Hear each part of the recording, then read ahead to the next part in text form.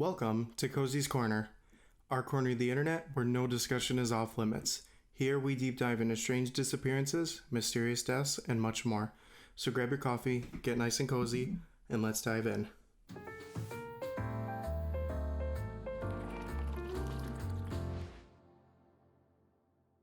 A 16-year-old girl missing. A stepmother with contradicting stories and accusations of foul play. We'll explore all of these as it relates to the case of Karlie Guse. Before moving forward, I wanted to remind everyone that if you enjoy this deep dive, please remember to like the video. It helps with YouTube's algorithm. Comment what you liked about it, and if you loved it, please consider subscribing.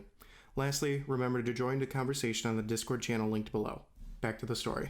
To start off, Karlie was the daughter of parents Zach and Lindsay and was born and raised in California. Early in Karlie's life, when she was a toddler, they separated. Karlie lived with her mother primarily until around 14 to 15 years of age when her mom got a new job in Nevada and had to move. From that point on, she lived with her father, Zach, and Zach's new wife and her stepmother, Melissa. Karlie shared this new home not only with Melissa and Zach, but her younger half-brothers as well. Karlie, by all accounts, had a relatively happy childhood, although with an occasional depressive episode. Fast forwarding to a couple days before Karlie had disappeared, she apparently started having some very odd behavior.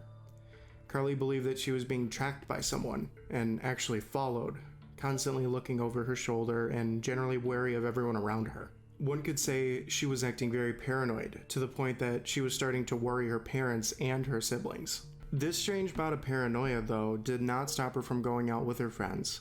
November 12, 2018, Karlie asked her stepmother if she can go to her school's football game that night. Melissa, her stepmother, obliged in hopes that her stepdaughter was finally snapping out of the unusual paranoid episode that she had been facing. Well, with kids being kids, while she did ask to go to a football game, instead, Karlie actually kinda might have went to a party.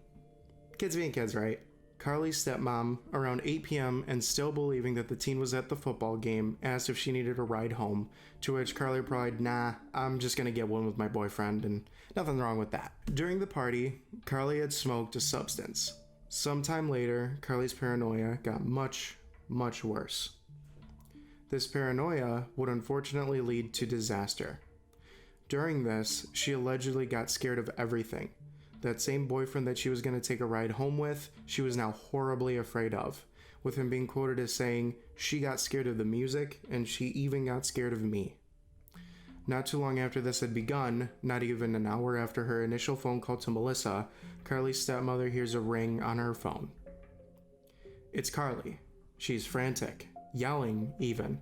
She's running, out of breath. Karlie confesses she was at a party and did not go to the football game that night. Karlie keeps repeating to Melissa how absolutely terrified she is, and that she needs to pick her up now. Now. So far as to say, "I'm really scared." Melissa gets ready to pick up Karlie from nearby Dixon Lane. The whole time, Karlie is begging Melissa to stay on the phone, the teen believing she is being followed by people. Melissa eventually found Karlie completely off of the road. Karlie, upon seeing Melissa, bolted, running as fast as she could to the rear seats of her car. Now, you would think that maybe Karlie would feel a lot better now that she was somewhere safe with her stepmother on the way back to their home. Except that's not what happened. Described as pale as a ghost with dilated pupils by Melissa, Karlie now said that there was something in the car, something that was gonna hurt her, and hurt her bad. The teen is described as jumping between seats in the rear to ensure that whatever was following her could not catch her. During the car ride home, Karlie confessed to Melissa that she had smoked something at the party. And now we arrive back at the Guse household. Once back home, these fits simply did not stop. And in fact, they allegedly were going much, much worse. And Karlie was getting further and further off into the deep end. Both her stepmother and father were starting to get extremely worried, although I guess not worried enough to bring her to a hospital apparently. Her dad is quoted as saying once Karlie and Melissa arrived home, Karlie would bounce between almost violently afraid of them to absolutely loving them at frightening speeds. The teen allegedly was also afraid of her phone most of all. With this being the wee hours of the night now, Karlie had one request of her stepmom. With the panic state that Karlie was in, She rightfully so did not want to sleep alone at all. She asked that her stepmom sleep in the room with her on the floor. Her stepmom obliged. According to Melissa, she asked to do some normal things, paint toes, color, read the Bible, and apparently a lot more that were just plain odd. Between these activities being done, her mental state was further deteriorating. The mood swings the teen was having between love and petrification becoming more pronounced and more violent in each. At some point, Melissa recorded Karlie, stating that this would be a good way to show her how insane she had been behaving under the influence of whatever the hell she took that night, and could be used to scare her back on the straight and narrow. The reason being behind this is that Karlie actually had a history of problems allegedly with this substance, having been suspended from school for a whole month for smoking it. These videos have never been released to the public, and that's probably a good thing too, if we're going to be honest. The videos did make it into the hands of one individual, and that individual would be Karlie's biological mother, Lindsay. If the rumors are to be believed, and by rumors I mean what Lindsay is saying about these videos on Dr. Phil and Nancy Grace's podcast, Karlie was absolutely begging for Melissa to call 911. Melissa, to be fair, had the following statement about these. Summarized, Melissa said one of these videos shows Karlie asking if something were to happen, would you call 911? To which she responded, of course I would. Fox News was actually granted permission to review the tapes in question and had the following to report. The 8-minute, 45-second tape features Karlie's shaking voice, conveying deep angst, saying she was petrified to sleep in case that she would be killed in her sleep. Fox later reports that yes, she did ask Melissa to call 911 if needed, a little ways away from what Lindsay had reported her daughter saying. Also, another individual, Doug Carey, of the Las Vegas Review-Journal got access to these tapes. He echoed essentially what Fox had to say. Melissa urges Karlie to get some sleep, with Karlie reportedly saying, no, I don't want to sleep, you're gonna kill me, with Melissa responding about how preposterous of an idea that was in the first place. Karlie then goes on to sob and says that she can't stop thinking about all this demonic stuff and she simply can't help it. Obviously a girl not in her right headspace. Here's where Melissa's story gets a little fuzzy, and here's where it kind of falls apart a little bit. Her original story to reporters was that sometime in the night, she left Karlie's side once she had fallen asleep and slept in her own bed. She said that she got up around 5:30 a.m. and everything was fine when she went and checked on Karlie. 7 a.m. rolls around and she checks again. Karlie is missing. This story changed in the middle of a Facebook Live video that Melissa put out, where she said that she had slept the whole night in bed with Karlie, briefly waking up around 5:30 where all was well, and Karlie was in bed, wide awake, with eyes wide open. Whether either of these stories are true or neither, they both end the same. They both end with Karlie being gone, front door wide open, a single fresh footprint in the driveway. To me, it is relatively strange, suspicious, some might even say, that such significant changes in the story had been made on things that one really wouldn't forget. What bed you slept in that night, what mental state your daughter was in, and even if she was sleeping. Either way, that leaves us at the point we previously discussed. Karlie missing, a door wide open, and footsteps leading outside. The couple stated that they had assumed that she had gone out for a walk in the neighborhood, and given the mental state of their daughter, it's probably no shock to you that their first instinct was to go out and go look for her. The couple hopped in their car and drove. After being unable to locate her, Karlie's father, Zach, called Lindsay to inform them of their daughter's disappearance. Per Lindsay, that was around 9:35 a.m., 2 whole hours after Karlie's disappearance. Lindsay took great issue with the verbiage, though, that Zach had used. The fact that he stated not that Karlie was missing, was in fact gone. After this, Zach called local authorities to report his missing daughter. Upon arriving back at the house, Karlie's boyfriend, Donald, was called to help investigate. Donald raced over, and the trio noticed something off. Karlie had left her phone. Odd for any teenager, but allegedly especially so for Karlie. Another strange discrepancy here about Melissa's story. Donald said he remembered Karlie's phone being on her nightstand in her room, and Melissa paints another picture, that it had been on the kitchen counter the whole day. A small discrepancy, but in a growing list. Once police got involved, they identified 3 witnesses who had credibility of potentially seeing Karlie that morning near her home. The first on Ponderosa, a road near her house, second near White Mountain Estates, and the third near Highway 6, almost a mile from her house. Police stated that 2 had known Karlie personally, and that the third had verified her description beyond a reasonable doubt. Now, we move outside of the Guse household and try to track Karlie's movements. This here is another hint of how disoriented this poor girl was.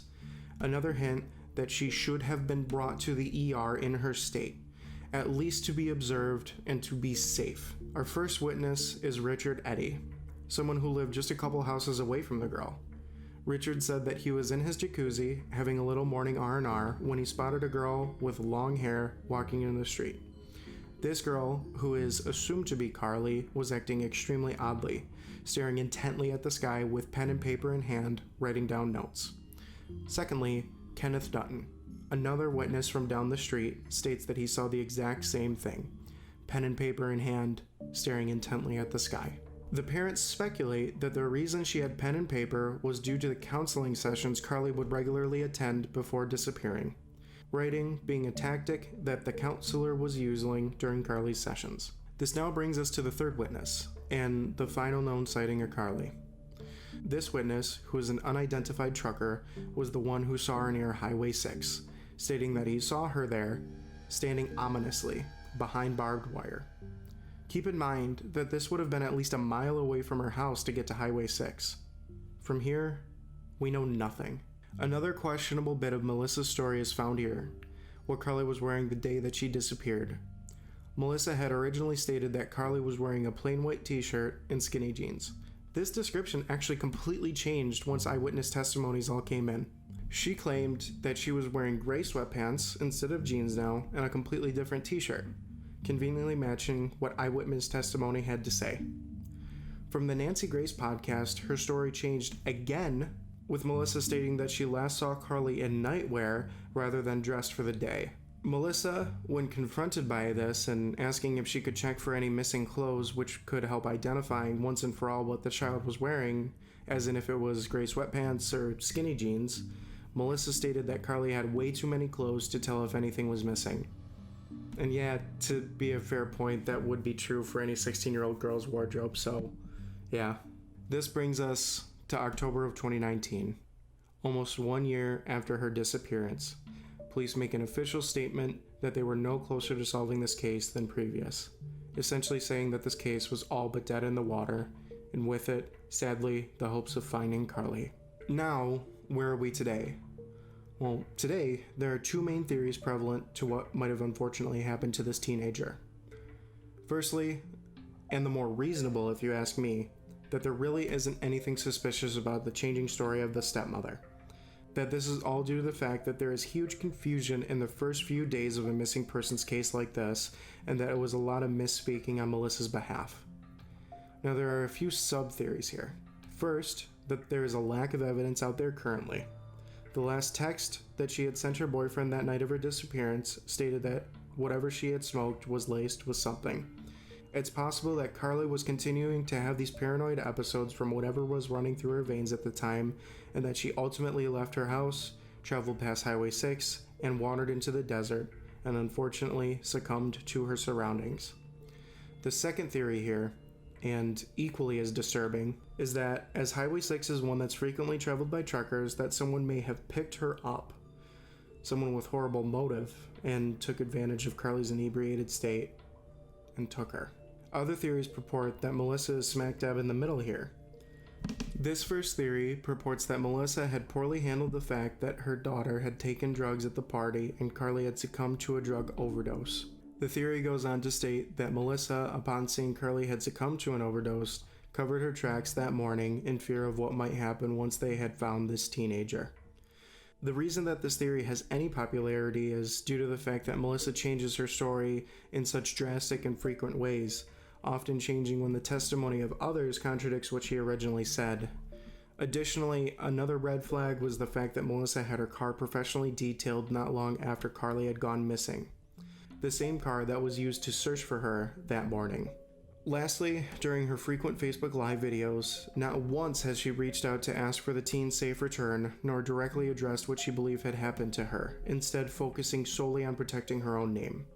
Personally, I really don't believe that Melissa is involved here. Sadly, what I really think happened here is simple and already outlined. The most logical solution is that this teenager had a horrible psychotic episode and no longer felt safe in her house. She left, and in her disoriented state, just kept wandering. Eventually, when making it all the way to Highway 6, and, well, we already covered what could have happened there. Hopefully, though, we see the safe return of this now 19-year-old. That wraps up this deep dive. If you happen to have any information on the disappearance of Karlie, please follow the link to the email or phone number in the description. One can only hope that she is still out there safe and that she will be returning home one day soon. Please, if there's anything that I missed, please feel free to comment on the video with what it was. If you liked the video, please consider hitting the like button, and if you loved it, please consider subscribing to get more deep dive analysis content like this. Lastly, want to discuss this or any other future videos? Join the Discord channel linked below, where we have civil conversation about any topics that we've covered on this channel, as well as take suggestions on whatever you want us to cover. The goal of this channel is to cover topics that you want me to cover. I would love to be able to deep dive into a case that the community finds interesting and hopefully shed some light onto it. Thanks for coming to Cozy's Corner, and good night, friends.